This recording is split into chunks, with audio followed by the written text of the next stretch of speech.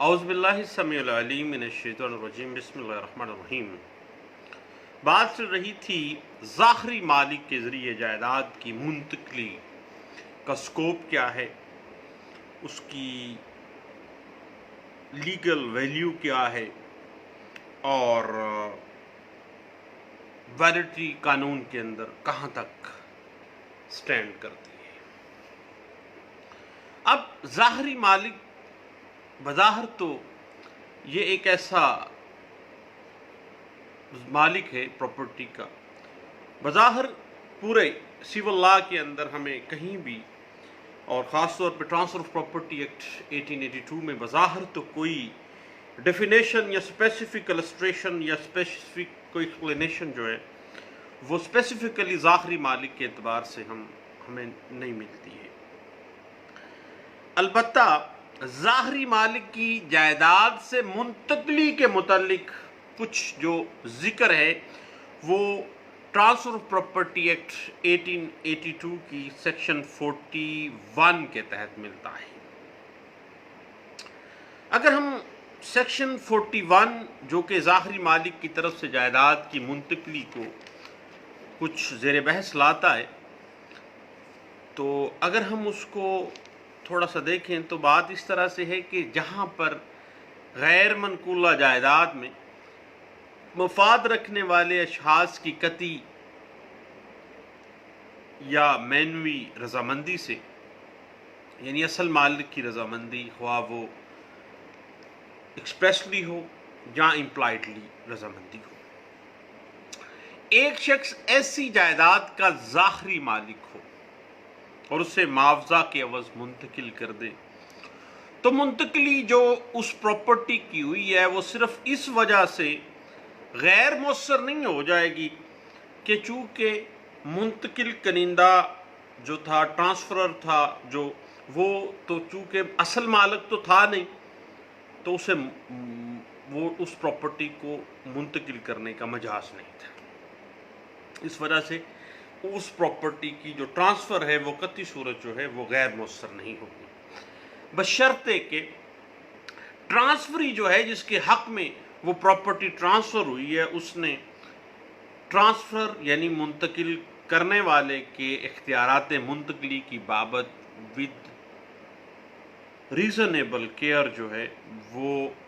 نیک نیتی سے، منتقلی کی بابت نیک نیتی سے بطور خریدار جو ہے وہ بونا فائڈ پرچیزر کے طور پہ اس نے ایکٹ کیا تھا۔ اب بڑی ڈونگی سی چیز ہے کہ section 41 transfer of property act 1882 کے اندر جس طرح سے ہم کہتے تھے نا کہ جی قانون شہادت آرڈر 1984 جو ہے، اگر ہم اس میں جو ڈاکٹرائن آف اسٹوپل ہے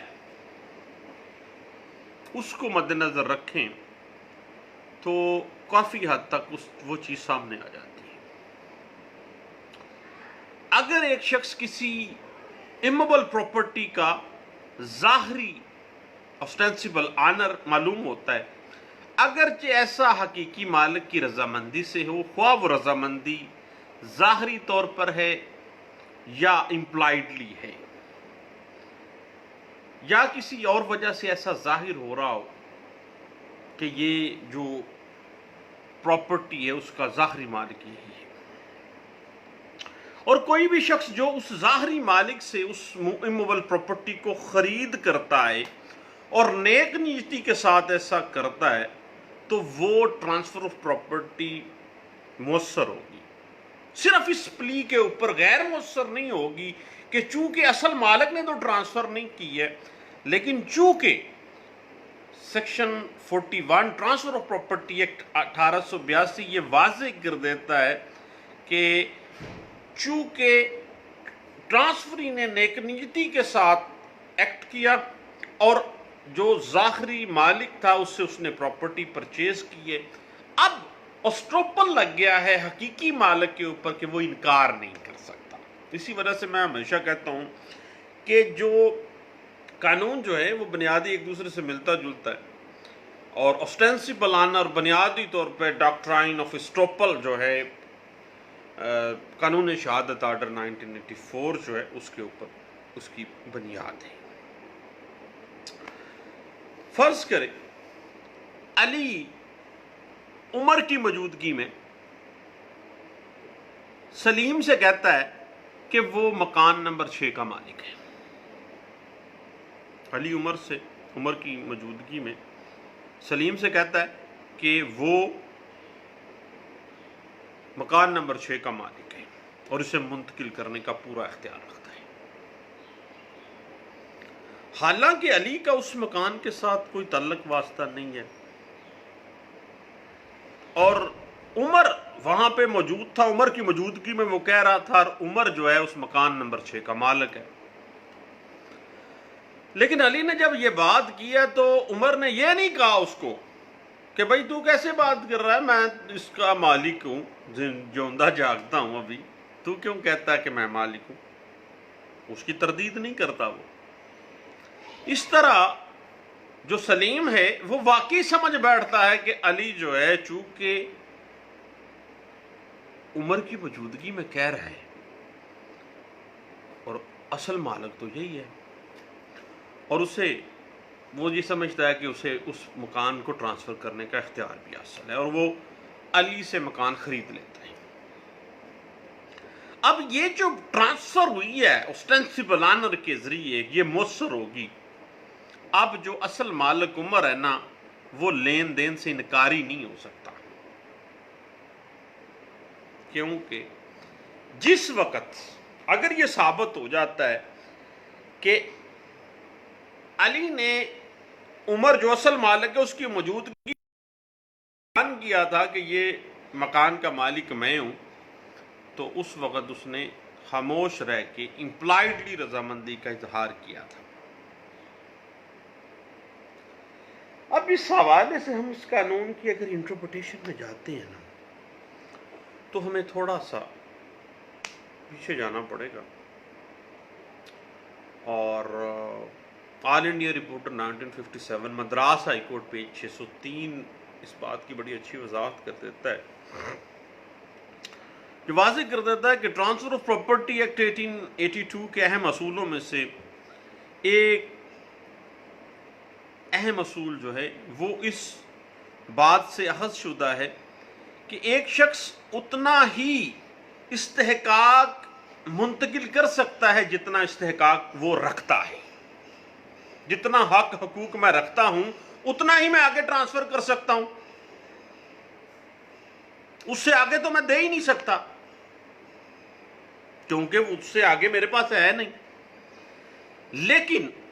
یہ settled principle of transfer of property act 1882 میں فال کرتا ہے، لیکن اس اصول کی کچھ سیٹلڈ ایکسیپشنز بھی ہیں۔ قانون میں جب بھی قانون بنتا ہے اس کی ایکسیپشنز موجود ہیں۔ اب کسی نے وہی ٹرانسفر کرنا ہے جو اس کے پاس ہے۔ اب اس بات کی ایکسیپشن یہ ہے کہ اگر مالک جو جائیداد ہے اس کا حقیقی مالک ہے کسی دوسرے شخص کو اس پراپرٹی کا، اپنی پراپرٹی کا مالک ظاہر کرنے کی اجازت دیتا ہے، خواہ ایسا وہ دستاویزی طور پر دیتا ہے یا امپلائڈلی دیتا ہے، کسی بھی صورت دیتا ہو، اور ایک تیسرا شخص نیک نیتی کے ساتھ اس شخص سے لین دین کرتا ہے، تو اسے حقیقی مالک کے خلاف جائیداد سے متعلق جو حقوق اصل مالک رکھتا ہے وہ اس سے بہتر حقوق اس کو مل جائیں گے۔ وہ حقیقی مالک انکار نہیں کر سکتا کہ میں نے تو سودا کیا نہیں ہے، نہ بھائی نہ، اسٹاپل آ گیا۔ یاد رکھیے گا صاحب، آل انڈیا رپورٹر 1944 الہ آباد ہائی کورٹ پیج 42 اس حوالے سے بڑی لینڈ مارک ججمنٹ میں سمجھتا ہوں۔ ابھی بھی 2010 کی ایک لینڈ مارک ججمنٹ ہے سپریم کورٹ آف پاکستان کی، اس میں بھی، اور بلکہ 2020 میں رپورٹڈ ججمنٹس جتنی بھی ہیں سب میں آل انڈیا رپورٹر کی جو ججمنٹس ہیں انہی اصولوں کے اوپر وہ بیس کر رہی ہیں۔ اور اصل معاملہ اس طرح سے ہے کہ جو شخص یہ دعویٰ کرتا ہے کہ اس شخص نے متعلقہ شخص کو ऑस्टेंसिबल ऑनर समझते हुए नेक नीति से जायदाद खरीदी है तो बर्डन ऑफ प्रूफ इसके ऊपर होगा कि वो नेक नीति को साबित करेगा कि वो रीजनेबल केयर उसने सौदा किया है, नेक नीति के साथ किया है। अब इस हवाले से मैं आपको रेफर करता हूं 2002 SCMR पेज 2003 है, 1993 CLC पेज 605 है, KLR 1982 सिविल केसेस पेज 341 है, और 1992 MLD page 2515, PLD 1984 Lahore high court page 117 है, और इसके अलावा 2015 SCMR page 452, PLD 2013 Lahore high court page 517, और PLD 2013 Lahore high court page 513 के अलावा 2000 MLD पेज 1948 है, 2002 CLD पेज 1090 है, और PLD 2002 supreme court Pakistan page 303 है, 2002 ILR पेज 2706, 1984 SCMR पेज 1027 है, 1987 SCMR पेज 192 और 1993 SCMR पेज 21 है। अब ऑस्टेंसिबल ऑनर की जो टेक्निकलिटीज हैं कि वो जो हकीकत में तो जायदाद का मालिक नहीं मगर जायदाद और उस कब्जे की बदौलत ही वो खुद को उस प्रॉपर्टी का मालिक जाहिर करता है और उस जायदाद से मुतल्लिका जो फ़राइज़ हैं वो सरअंजाम देता है, और जायदाद के असल मालिक को उसके इंतज़ाम इंसराम पर कोई एतराज़ नहीं होता है, और असल मालिक ने उस ज़ाहरी मालिक को इजाज़त दी होती है खामोशी के साथ या रिटर्न भी दी होती है कि वो उसकी जायदाद की बाबत कोई भी इक़दाम जो उसकी नज़र में दुरुस्त हो मुनासिब हो करे। अब ज़ाती तौर पे मैं ये समझता हूँ कि एक ज़ाहरी मालिक ऑस्टेंसिबल ऑनर वो शख्स है जिसमें असल मालिक प्रॉपर्टी ना होने के बावजूद मलकियत की तमाम निशानियां मौजूद होती हैं। बज़ाहिर मलकियत जरूर होती है, उसके मुंतकिल करने का इख्तियार भी वो अपने पास होता है उसके पास, लेकिन वो हकीकी मालिक वो नहीं है, पीछे कोई और बंदा है। अगर मैनेजर के पास कब्जा हो और हकीकी मालिक की मंजूरी भी हो तो उसके बावजूद भी मैनेजर को ज़ाहरी मालिक नहीं कहा जा सकता, वो मैनेजर ही रहेगा। इसके अलावा नौकर है, कोई नुमाइंदा है, वो भी ज़ाहरी मालिक की डेफिनेशन में याद रखिएगा, कभी किसी शख्स का नौकर उसके ज़ाहरी मालिक, उसकी प्रॉपर्टी का ज़ाहरी मालिक नहीं हो सकता। कोई उसका नुमाइंदा या उसका कोई मैनेजर जो उसने इंतज़ाम इंसराम के लिए रखा, वो नहीं, कोई और बंदा है जो बाकायदा तौर पर जिसको उसने अथराइज किया है कि भाई जा तू मेरी प्रॉपर्टी का इंतजाम इंसराम भी संभाल, इसको तूने फरोख्त भी करना है और इसको ट्रांसफर भी करना है। इसके अलावा मुश्तरका खानदान का कोई भी मुश्तरका हिस्सादार जो है, को शेयर जो है, वो भी ज़ाहरी मालिक नहीं हो सकता। कोई शेयर दूसरे शेयर को शेयर का ऑस्टेंसिबल ऑनर नहीं होता। वो हर बंदा अपने अपने हिस्से की हद तक मालिक है, और वो आपको पता है कि सेटल प्रिंसिपल है कि हर को शेयर जो है वो 1 इंच तक का मालिक होता है। इसी तरह एक हिबा करने वाला जिसने हिबे नामे की रिवोकेशन का हक अपने पास नहीं रखा, वो ज़ाहरी मालिक नहीं गर्दाना जाएगा, हत्ता कि अगर हिबे का कब्जा उसके पास ही हो तब भी नहीं, तब भी वो ज़ाहरी मालिक नहीं हो सकता उस प्रॉपर्टी का। इसके अलावा अगर हम मज़ीद इसको देखें कि फ़र्ज़ करें एक मुसलमान लड़का और लड़की को जायदाद विरासत में मिली, लेकिन लड़का 25 साल तक अपनी बहन के हिस्से पर काबिज रहता है, जैसे कि उसके अपने हिस्से पे भी भैन के हिस्से पे भी वही काबिज था, और रजिस्ट्रियाँ, इंतकाल, कागजात, माल सारे कुछ उसके कब्जे में है, हत्ता के गर्दौरी भरा दे ना ही भाई के नाम पे दर्ज हो रही है, और भाई जो है वो तमाम प्रॉपर्टी को फर्ज करे मॉर्टगेज कर देता है। तो ऐसी सूरत में चूंकि बहन को पता है कि ये प्रॉपर्टी का सारा मामला मेरे भाई के पास है और उसको उस पर कोई एतराज नहीं होता है, तो अगर वो मॉर्टगेज कर रहा है या वो अपने आप को ऑस्टेंसिबल ऑनर जाहिर करता है एक भाई अपने बहन के हिस्से की हद तक, तो वो ऑस्टेंसिबल ऑनर तस्लीम शुदा होता है, तस्लीम उसको किया जाएगा, क्योंकि वो सारा कुछ तो वही कर रहा है। उसके बाद पिछले दिनों हम बात कर रहे थे बेनामी ट्रांजैक्शंस के हवाले से। याद रखिएगा कि एक बेनामीदार जो है वो भी ऑस्टेंसिबल ऑनर ही होता है प्रॉपर्टी का। एक फर्द अगर बेनामीदार से वो प्रॉपर्टी खरीद कर लेता है तो हकीकी मालिक मुकर नहीं सकता जब तक कि वो ये साबित ना कर दे कि खरीदार को असल मलकियत का अच्छी तरह इल्म था, इसने जानबूझकर, इसी वजह से तो section 41 transfer of property act 1882 जो है वो बाकायदा तौर पर वर्ड इस्तेमाल करती है रीजनेबल केयर का, कि विद रीजनेबल केयर अपना पार्ट परफॉर्म करेगा। अब बात वही है कि ज़ाहिरी मालिक वो है जो बज़ाहिर जायदाद का मालिक हो, जिसके कब्जे में जायदाद और उसकी मुंतकली ख्वाह किसी तरीके से उसका हक रखता है, और असल मालिक की तरफ से कोई रोक टोक नहीं है, मुकम्मल इख्तियार है, जायदाद का हकीकी मालिक सिर्फ वो नहीं है। अब ज़ाहिरी मालिक को जायदाद की मुंतकली का मुकम्मल हक हासिल है,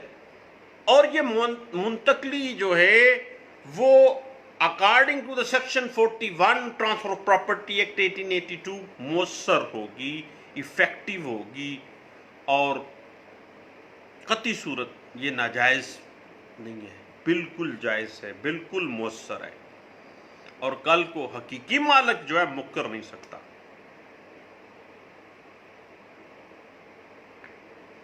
और इस हवाले से अगर आप मज़ीद कुछ देखना चाहें तो 1994 SCMR page 2021, 1985 SCMR page 491, 2002 YLR page 2706, PLD 1976 SCMR page, और 1974 SCMR पेज 255, और इसी बात को 2002 MLD पेज 589 में भी बड़े अच्छे अंदाज से डिस्कस किया गया था। अब हम ये जो मामला है कि ऑस्टेंसिबल ऑनर जब प्रॉपर्टी को ट्रांसफर कर देता है तो भाई क्या ये प्रॉपर्टी की जो ट्रांसफर है वो बाकायदा तौर पर मुयस्सर होगी या गैर मुयस्सर होगी। और कानून शहादत आर्डर 1984 जब स्टॉपल का डॉक्ट्राइन सामने आ जाता है, और मिलता जुलता डॉक्ट्राइन है ऑस्टेंसिबल ऑनर के साथ, कि कल को मुकर नहीं सकता हकीकी मालिक, तो फिर ऑस्टेंसिबल ऑनर के जरिए जो प्रॉपर्टी ट्रांसफर की जाती है उसकी इफेक्टिवनेस जो है वो किस हद तक होती है। ट्रांसफर ऑफ प्रॉपर्टी एक्ट 1882 जो है वो इस हवाले से हमें क्या कहता है, क्यों ना इस पे हम नेक्स्ट इंशाल्लाह बैठते हैं और गपशप लगाते हैं, चाय पीते हैं और फिर दोबारा मिलते हैं। थैंक यू, दुआ में याद रखिएगा। अल्लाह हाफिज़।